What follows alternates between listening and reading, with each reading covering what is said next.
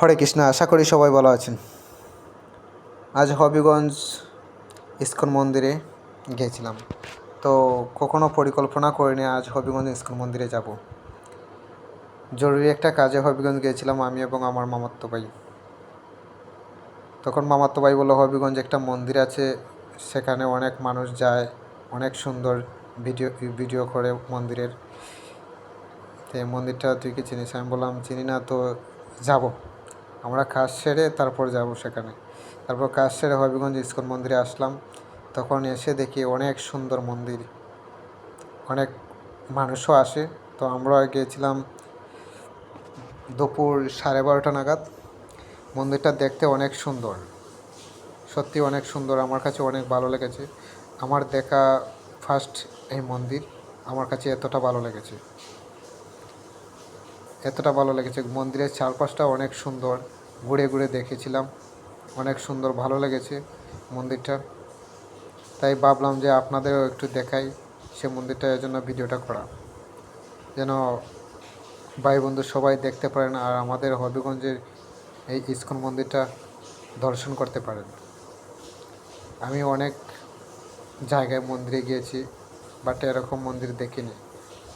সত্যি কথা বলতে আমাকে যদি কেউ কোনো মন্দিরে যাওয়ার জন্য বলে, আমি এক কথা হ্যাঁ বলি, কারণ আমার মন্দিরে যেতে অনেক ভালো লাগে। তবে আজও অনেক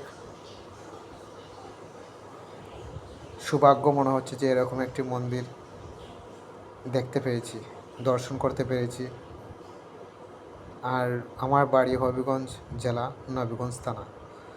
হবিগঞ্জ অনেক বাড়ি আসা যাওয়া হয়, প্রতিবারই আসা যাওয়া, প্রতি সপ্তাহে অনেকবার যাওয়া হয়, কিন্তু মন্দিরে কখনো যাওয়া হয়নি এই মন্দিরে। কিন্তু আজ অনেক সৌভাগ্যক্রমে আজ সেখানে গিয়েছি। বলতে গেলে ভগবানের অশেষ কৃপা আছে বলে সেখানে নিয়ে গিয়েছেন। মন্দিরে গিয়ে এখানে মন্দিরে ভক্তিভোগ করলাম।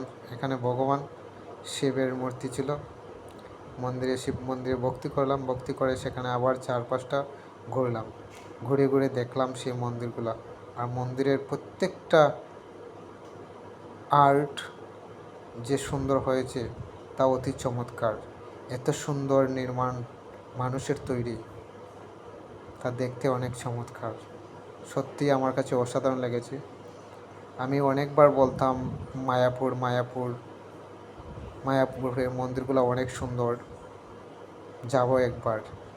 কিন্তু সত্যি কথা বলতে আমাদের নবীগঞ্জে একটা মায়াপুর আছে, হবিগঞ্জ জেলাতে একটা মায়াপুর আছে, হবিগঞ্জ মন্দির, ইস্কন মন্দির, এত সুন্দর মায়াপুর, সেটা জানতাম না।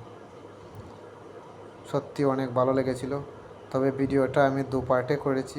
এক পার্টে আমার মোবাইলে একটু প্রবলেম করে, এই জন্য 2 পার্টে করেছি, কারণ এমবি বেশি চাই সেজন্য। সবাইকে ধন্যবাদ। আগামী পার্ট দেখবেন। আশা করি আগামী পার্টে সবার ভালো লাগবে। মন্দির অনেক সুন্দর, আবার 4-5 দেখতে পারবেন।